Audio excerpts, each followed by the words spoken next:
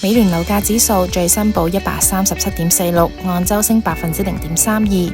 如果以三區劃分，美聯港島樓價指數最新報 142.19， 按周跌 0.4%。美聯九龍樓價指數最新報 144.07， 按周升 0.64%。美聯新界樓價指數最新報 125.26， 按周升 0.28%。美聯信心指數最新報 79.9， 按周跌 0.6%。樓市旺勢延續，樓價穩步上揚，加上新盤熱賣，利好樓市氣氛。信心指數高位徘徊，反映業主對於後市相當樂觀。信心指數持續高於平均值，預示樓價具備進一步上升嘅動力。